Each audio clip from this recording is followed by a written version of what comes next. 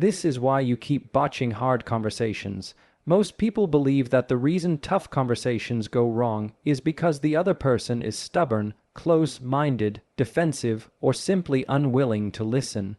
That's the excuse we tell ourselves because it's easier to blame the other side than to look in the mirror. But the truth is, more often than not, the real problem lies in how we enter these conversations, how we prepare for them, and how we behave during them. We don't realize that difficult conversations are less about finding the perfect words and more about handling our own emotions, our own triggers, and our own tendencies when the pressure starts to build. Think back to the last hard conversation you had. Maybe it was with a friend who let you down. Maybe it was with a parent who never seems to understand you. Maybe it was with your partner, your boss, or even your child. Whatever the situation, you likely entered the conversation thinking you were calm, clear, and reasonable. But somewhere along the way, things fell apart. Voices rose, tempers flared, someone shut down, someone walked away, and at the end of it all, nothing really changed. You left frustrated, confused, maybe even resentful. That's the cycle. We go in hopeful, we get tangled in emotions, we say things we regret or don't say what we needed to, and the problem just lingers, waiting to explode again next time. So why does this keep happening? First, it happens because we tend to confuse communication with confrontation. We walk into the room with a battle mindset. Before a word is spoken, we've already put on our armor, sharpened our tongue like a weapon, and braced ourselves for a fight.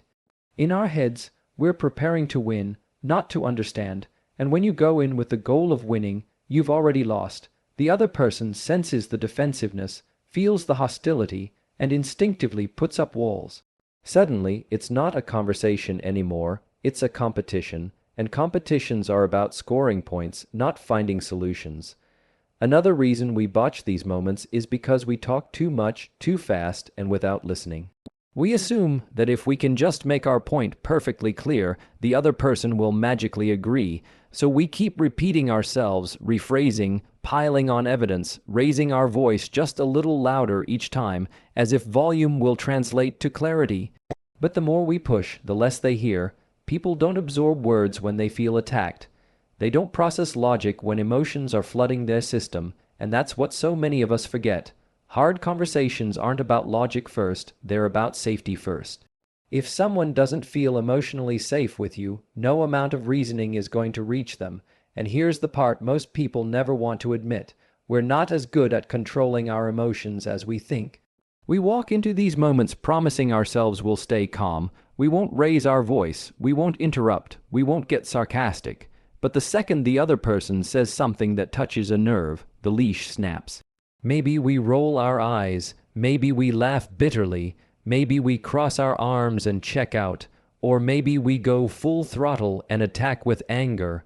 Whatever it looks like, it's the same result. The conversation derails. Why? Because we weren't actually listening.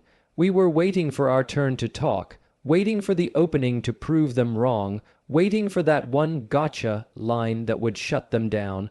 That's not conversation. That's combat. We also botch these conversations because of the stories we tell ourselves beforehand. Before you even sit down, you've already created a script in your head about how the other person is going to react. You convince yourself they're going to be unreasonable, or that they'll play the victim, or that they'll deny everything. By doing this, you've already made the conversation unfair. You're not entering with curiosity, you're entering with judgment. And judgment leaks through your tone, your body language, your choice of words. The other person can feel when they've been judged, and when someone feels cornered like that, they either fight or flee. Either way, the outcome is ruined before the first sentence finishes. But perhaps the biggest mistake, the most consistent reason we botch hard conversations, is because we think the goal is to fix everything in one sitting.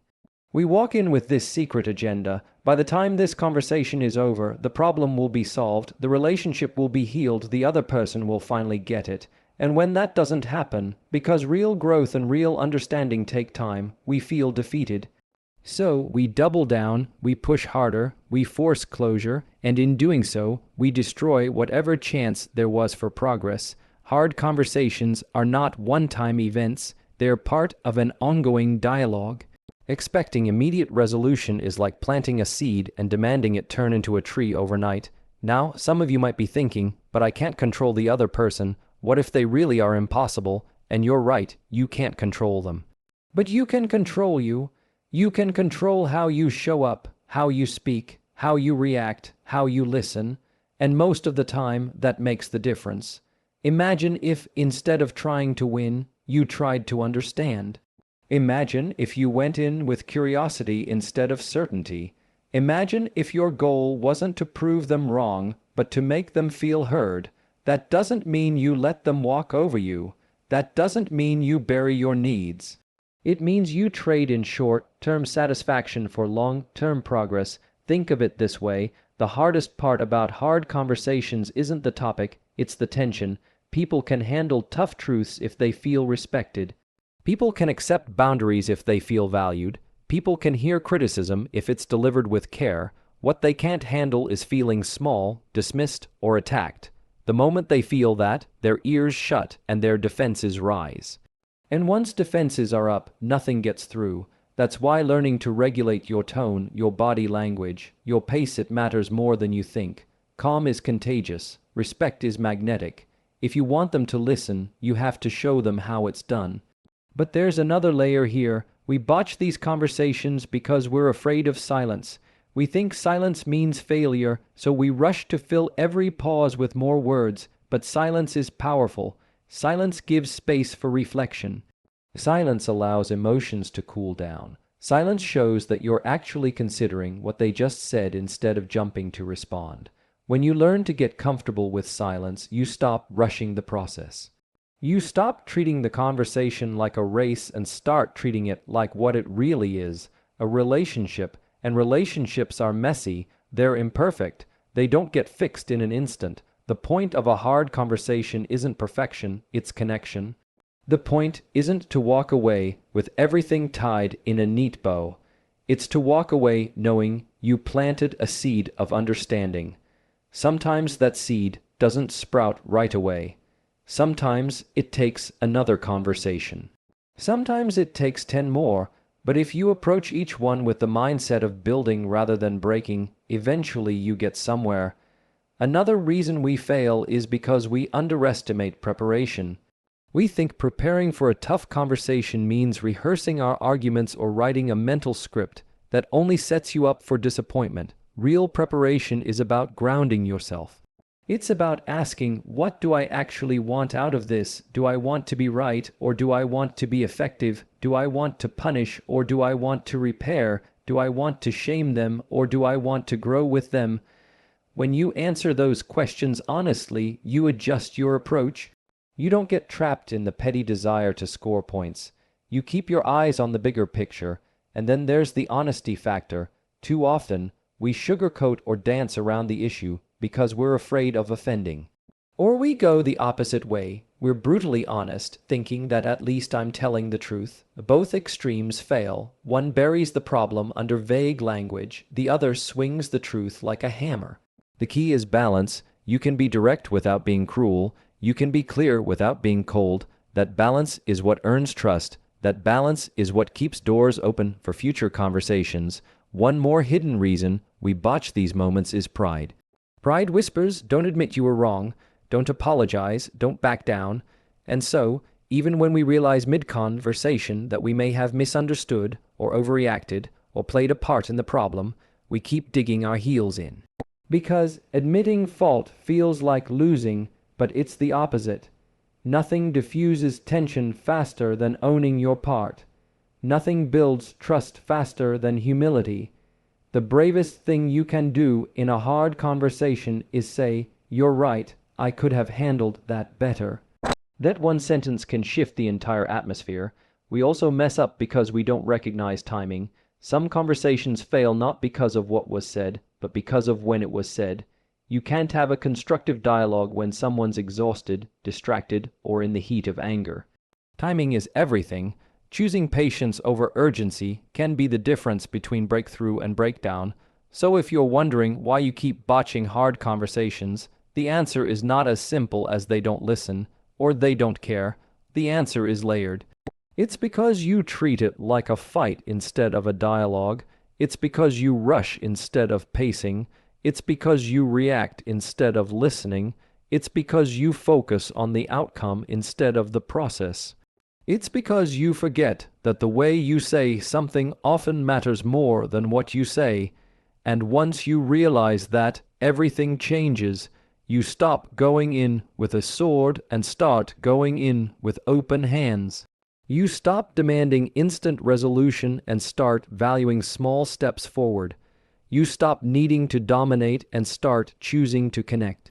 And when you make that shift, hard conversations stop being things you dread and start being opportunities to deepen trust, to strengthen relationships, and to grow not just with others, but within yourself. And so, when you really step back and look at why we keep stumbling through these hard conversations, it all comes down to the same thing. We are human beings trying to protect ourselves. Every raised voice, every cutting remark, every retreat into silence is just a form of self-defense. We're scared of being misunderstood, of being rejected, of being made to feel small.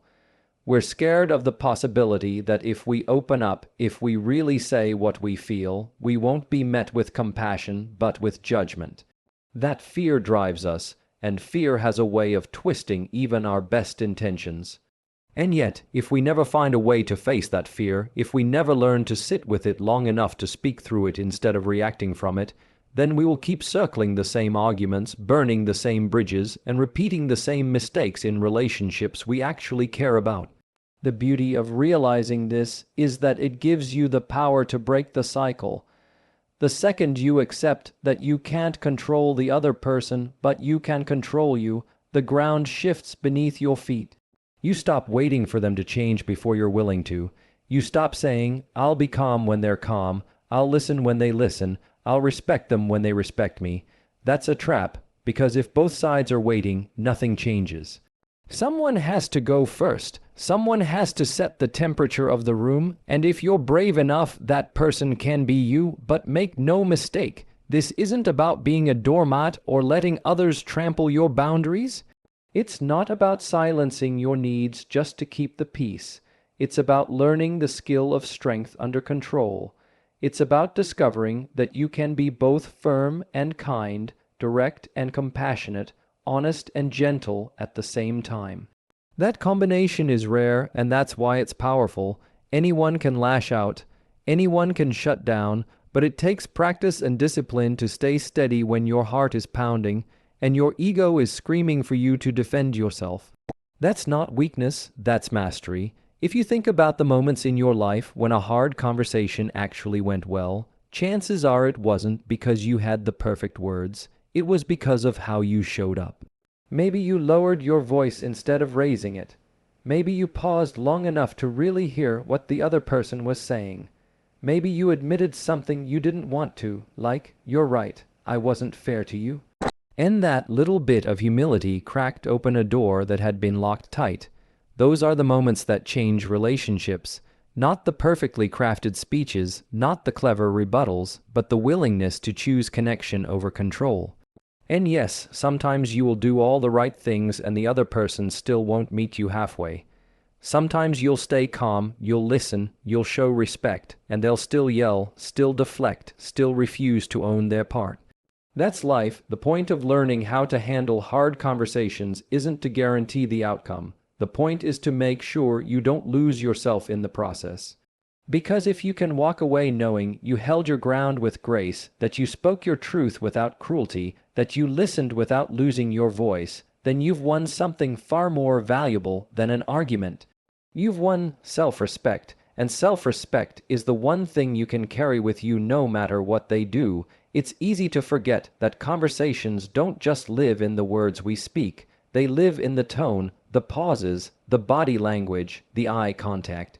They live in whether someone feels safe enough to keep talking or scared enough to shut down. And that means every small choice you make in those moments matters. Do you lean in or cross your arms? Do you take a breath or interrupt? Do you speak to be understood, or do you speak just to be heard? Every one of those choices adds up to either trust or tension, and over time, Those little patterns define your relationships more than any single conversation ever could. Think about the legacy you want to leave in the relationships that matter most to you. When people look back on the way you communicated, what do you want them to remember? Do you want them to remember you as someone who always had to be right, someone who left others feeling small? Or do you want them to remember you as someone who made space for them, someone who could handle honesty without hostility, someone who turned hard moments into opportunities to grow? Because that's the choice you're making every single time you step into a difficult dialogue. And here's the part that people rarely talk about. These skills don't just change your conversations with others, they change your relationship with yourself. When you learn to regulate your emotions instead of being ruled by them, you stop being a prisoner to every trigger. When you learn to listen without judgment, you also learn to be less judgmental of your own mistakes. When you practice humility, you release the crushing weight of perfectionism. And when you stop needing to win every battle, you realize you've freed yourself to finally enjoy peace. That's what's at stake here. It's not just better conversations, it's a better life, and I'll be honest, this isn't easy. It's not like you flip a switch and suddenly you're calm and collected in every heated moment. It's messy, you'll slip up, you'll catch yourself interrupting, or getting sarcastic, or rolling your eyes, but the point isn't perfection, it's progress. The point is to be a little better today than you were yesterday. To shorten the time it takes you to catch yourself, to repair the damage faster when you slip, to keep showing up, keep practicing, keep trying. Over time, that effort adds up. Over time, people around you notice. Over time, the way people experience you changes, and with it, the way they respond to you changes too.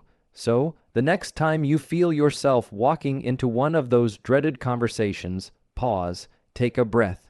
Ask yourself, am I here to win, or am I here to understand? Am I ready to actually listen, or am I just waiting to talk? Am I willing to own my part, or am I walking in with a clean script about how it's all their fault? Those questions aren't just mental tricks, they're anchors. They pull you back to what matters when your emotions try to hijack the moment. Imagine what could happen if more of us started handling hard conversations this way. Imagine families where disagreements didn't explode into silence that lasted years. Imagine workplaces where feedback didn't feel like an attack, but like an investment in growth. Imagine friendships that survived misunderstandings because people were willing to listen first and argue later. Imagine marriages where partners could talk about their disappointments without tearing each other down. That's not just wishful thinking. That's what becomes possible when enough individuals take responsibility for the energy they bring into the room. The truth is, most people never learn this. They keep botching conversations for the rest of their lives because they refuse to accept that the common denominator in all of them is themselves. They keep blaming others. They keep running the same patterns, and they keep wondering why their relationships never feel safe, never feel easy, never feel close. But you don't have to be one of those people. You don't have to stay trapped in that cycle. You can choose to be different. You can choose to grow. And if you do, you'll realize something powerful. Hard conversations never go away. There will always be misunderstandings, disagreements, disappointments, hurts. But they don't have to end in broken trust or burned bridges. They can become the very moments that deepen your relationships, that teach you patience, that stretch your empathy, that sharpen your self-control. They can become opportunities instead of obstacles, and when that shift happens, you stop dreading them, you stop fearing them, you start seeing them for what they really are, the very heartbeat of human connection. So yes, this is why you keep botching hard conversations, but it's also why you don't have to anymore. You have the ability to pause, you have the ability to listen, you have the ability to choose humility over pride, patience over pressure, curiosity over control.